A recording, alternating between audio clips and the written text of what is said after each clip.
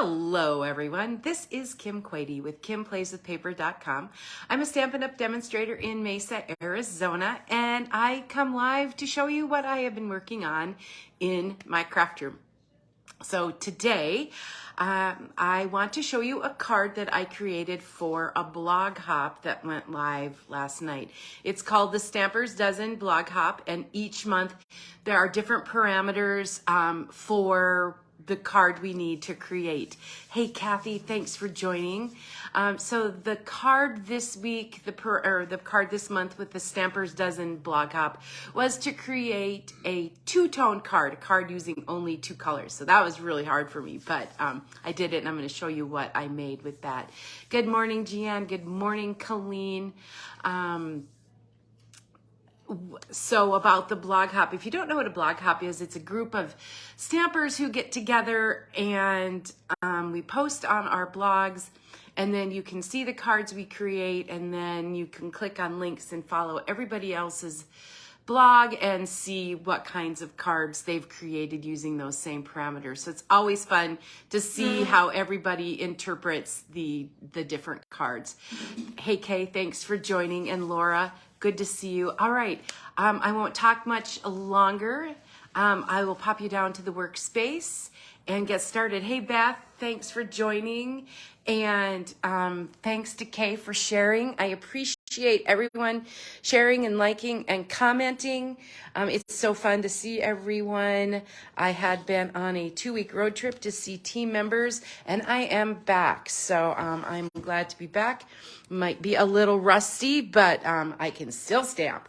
So when I decided to make this card with just the two colors, I wanted to use a product I had purchased but not used yet. And so I had purchased the Gorgeously Made stamp set with the coordinating dies. And as gorgeous as they are, can you believe that I did not use them until now? You can find them on page 102 and 103 of Stampin' Up's annual catalog. Oh, you guys are so sweet. Thanks for missing me. It just got kind of crazy. It seemed like every Tuesday I was in the car somewhere, and it's kind of hard to make a video in the car in North Dakota. No, I wasn't in North Dakota. South Dakota, Montana. All right, so the Gorgeously Made stamp set, fun big flower images. I love the larger images. The dies are super fun. And of course, I'll be honest, I think the reason that I really wanted these dies, hey Deb, was this fun notebook edge. I mean, who wouldn't want just the notebook edge? I mean, there are so many fun things that you can do with that. So, but as I dug into it, I've discovered the flowers are just gorgeous. So, all right. So this is the card I made for the blog hop. It was two-tone. So you're supposed to pick two colors, and man, that was really difficult for me. I kept wanting to add in different designer series papers, different colors. So I had to keep limiting myself to that. Hey, Chris. Thanks for joining. So this uses Pretty Peacock and Gray Granite. This is some of that shimmer, the Stampin' Up's shimmer paper. It's kind of hard to see the shimmer on there, but I love this this specialty paper. It comes in a package with 5 colors. So that's Night of Navy, Bubble Bath, the Pretty Peacock that I'm using. You can see the shimmer now a little bit. And then we have the Lost Lagoon and Berry Burst. So I just felt that this shimmer paper was a great opportunity to use for this big flower. So let me just show you how this goes together. And then I will show you just a couple other samples as well. I did the shimmer paper is just so fantastic. All right, so I have a Gray Granite piece of cardstock, and that's 8.5 by 5.5 scored at 4 1/4. Now, these measurements will also be on my blog at kimplayswithpaper.com. They are on there now, so be sure to follow along with the other stampers and see how they interpreted this two-tone card. Some fun ideas on there. Then I had another gray granite that measures 5 1/4 by 4. I've already die cut that shape out of the shimmer paper. So that's all ready to go for us. And then I did also die cut. This is the Gingham 6x6 Designer Series paper. Hi, Denise. Thanks for joining. And so that Gingham has like 5 different colors, and the Pretty Peacock is one of them. So I had trouble deciding which side to use. This side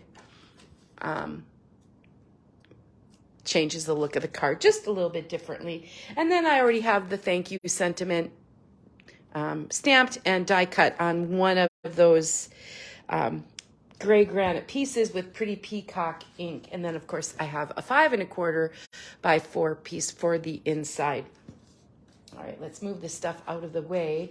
And so the little technique I'm going to show you is stamping off, or second or third generation stamping, because it almost looks, if you look at this card, it almost looks like I might have used a different color on here, like Lost Lagoon. But when you stamp off, it does give you a different look. It almost looks like a different color ink. So I have the Pretty Peacock, and here is the stamp that I was using from that gorgeously made stamp set. So I will show you when I ink it up. Sometimes when they're big stamp like this, hey Jeanette, I like to just stamp from ink from the top so that I can get good coverage. So if you stamp it full strength, and we'll do, this is the piece for the inside. If you stamp it full strength, that's what it looks like. So it's pretty vibrant, pretty strong. But I didn't want that to overwhelm this piece. So I'll show you what I did. So I inked up my stamp, and I stamped off. Hey, Brenda, thanks for joining. I stamped off once, I stamped off twice, and then I am going to apply that image to the paper. So you can see how you get almost 3 different colors from that one ink. So then I'm going to do that same thing again, stamp off once, stamp off twice, and that third time I'm going to apply the stamp to the paper. So if you ever see something that's called stamping off or second or third generation stamping, that's what this is. So I'm going to do the same thing because I'm just making myself a background. Stamp off once, stamp off twice, and then I'm just going to set that right there. So that's how second and third generation stamping works. And then what I did with this, I wanted to add a little bit of texture. So I know as soon as I move these pieces around, I'm not going to be able to find them on my table, but I'm sure someone will help me. All right, I'm going to bring in my Stampin' Cut and Emboss machine because hey Tina, thanks for joining. I'm using this embossing folder. It's from the one of the Basics 3D embossings folders, and this is an online exclusive. You'll only find these online. So if you go to Stampinup.com and look on the heading, there's a section just for online exclusives, and this is one of 3 folders that is offered. So I'm using this little line on the bottom of the embossing folder that helps me get my piece of paper in straight. I'll just close that up and run it through the Stampin' Cut Emboss machine to get that extra little bit of texture on there. So let me let me show you that. So that's what that looks like, you know, when that's done. I know, Deb, I love this embossing folder, and I find myself bringing it out time after time, and it's still available. So I'm loving that. So now it's just time to put this card together. I was looking for my bone folder, but it's not present. All right, so I'm just going to use some Stampin' Seal plus glue. A lot of people use glue with embossed pieces to make sure that they stick to your card base. But I have a tendency to use a lot of adhesive. So I'm just going to stick that right on the card front. Remember that measures 5 1/4 by 4, and the measurements are on my blog at kimplayswithpaper.com. So let's go ahead and put this middle piece in while we're working. And that gives you a place to write the message. You could put a sentiment on the inside as well if you didn't want to write very much. It's all up to you. Depends on how windy you want to be. All right, let's get, the other tip might be to use the adhesive sheets with this. So you could just pull that off and put it on the card, but I did not. So I am just going to turn that die cut over and apply some, using my Stampin' or my Take Your Pick tool, put some, just kind of roll it up and put some little glue dots on a few strategic places so that it doesn't fall off, but just kind of roll it up and put it on. I guess little drops of glue would work as well if you wanted to, if you're a glue person. I try to convert myself to a glue person, and then it shows me why I shouldn't be, because I get glue all over, even though I try not to. Just one of those things. We all have our adhesives that we love, and there are lots of choices. So I think I've got enough because it's actually sticking to my workspace. I could have the mat out. So you can put that anywhere you want. I'm just kind of setting it right between those flowers. Then I need my little notebook edge piece that I cut, so I could use that one or this one. I just really don't think it matters. So we did, let's do this one. And I just used my snips to trim that off. I'll put some glue dots on the back of it. Hey, Mary, thanks for joining. Thank you, everyone, for popping on and visiting with me today. Lots of exciting things coming up. September 6th, Stampin' Up's holiday catalog goes live to customers. If you can't wait to get your hands on the product, you could always consider buying the starter kit, and you could put those items in if you absolutely couldn't wait. So here's the sentiment, the thank you. I don't know about you, but I sent a ton of thank you cards. And so I always like to have these on hand.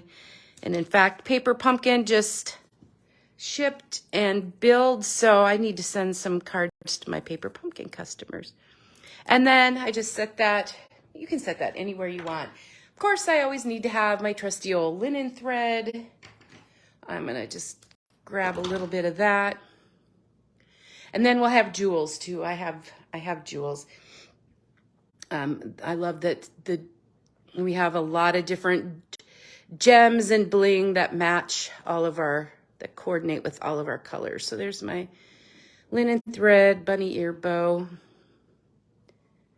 And to put that on the card, I just take a little glue dot and I just roll it up with my finger and stick it right on the back of that knot. And I just decide I'm going to put that, and I have glue dots everywhere. That is not a surprise.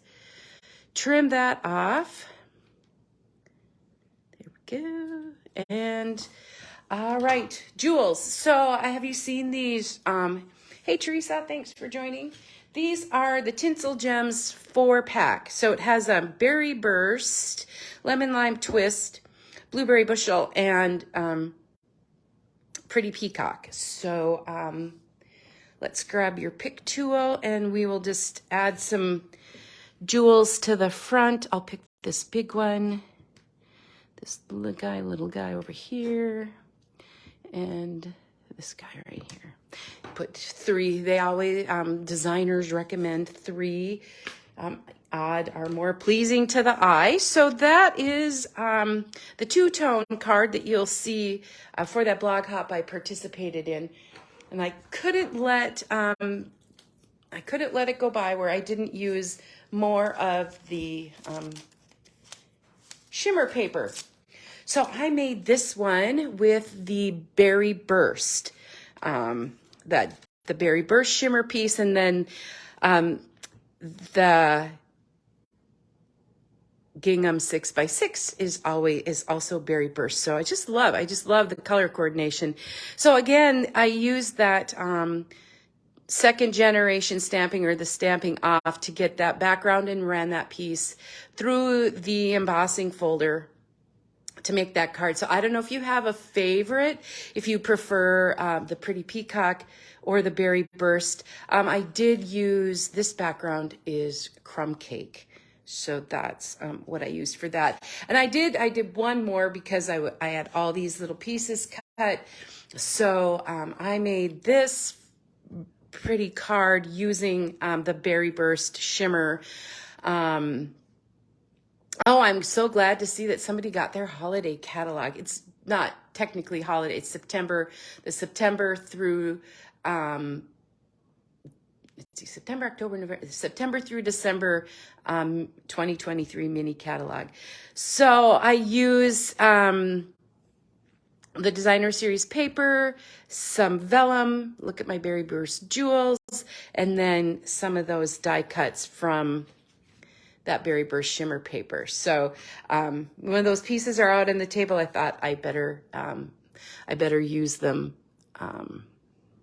Oh, cool. So Brenda, thanks. You used kind of the same concept, Stamping Off in Pretty Peacock. So there we are. This is this week's card. Thank you, everyone, for joining me. If you ever have any questions or concerns, or if you want to see a specific technique or stamp set used, just give me a shout. I would love to help. I'm always looking for new challenges and new ideas.